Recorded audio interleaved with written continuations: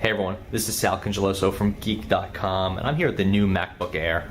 This is the model that was announced at WWDC on Monday, June 10th. It's being called the mid-2013 MacBook Air, or the MacBook Air 6,2 if you use Apple's notation. The model I'm testing out right now is the 13-inch, so that means it starts at $1099. That's with 128 gigabytes of storage, 4 gigabytes of RAM, and Intel's HD 5000 graphics. This is the 1.3 gigahertz dual core Core i5 Haswell chip.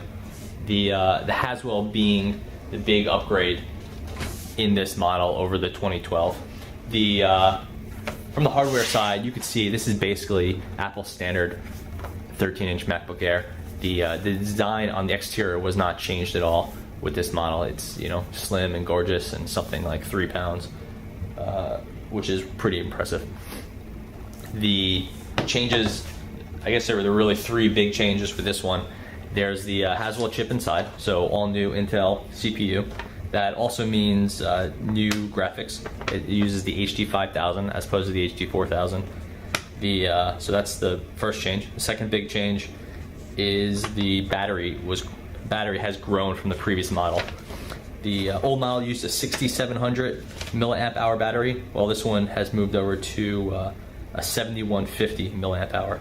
Basically, if you use Apple's numbers, this model is good for 12 hours. So basically, it's an all-day computer, where the old one was Apple rated at 9 hours, which is still very good. And the final big change is this model uses PCIe-based flash storage as opposed to SATA-based. So theoretically, this one has a 45% faster connection, but in real life, the performance doesn't seem to be usually different.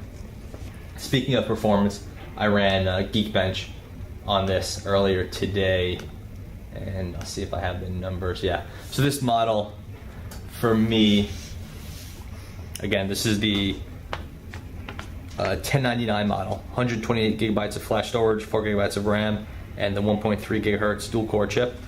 This model scored a 6062 for me, which is pretty solid for an ultrabook style machine. The main issue with this, if you want to call it that, is that the gain with this model, the 2013 model, over the 2012 model was pretty small. The 2012, according to Geekbench or Primate Labs' numbers, was 6029, so 6029 versus 6062. So we're in the single percentage difference there. If you're curious about getting the upgraded chip, that's the 1.7 gigahertz Haswell, which will set you back the $1099 plus $150 upgrade fee. The score is expected to be around 7,097. So that'll help out. We should get some extra clock rate in there.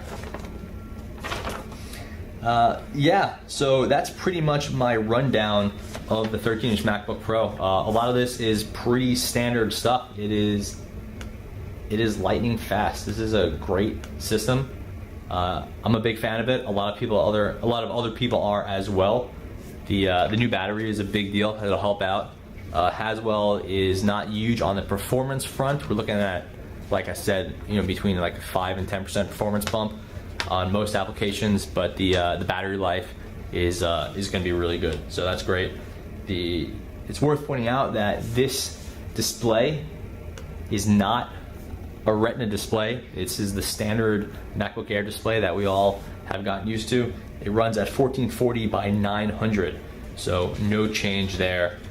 The storage was bumped, the RAM stayed the same, graphics were bumped, the chips are better, but the display is staying the same for now.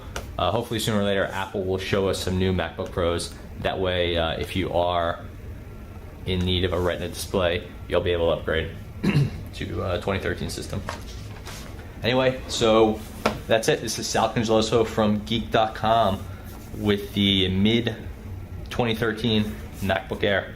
It's a really solid system. I've only had my hands on it for a few hours now, but I've really enjoyed it. Not a huge upgrade from the 2012 model, so don't go ahead and throw out your current MacBook Air. but if you are in the mood, or you are needing an Ultrabook style system or something highly portable, you can't go wrong with the MacBook Air.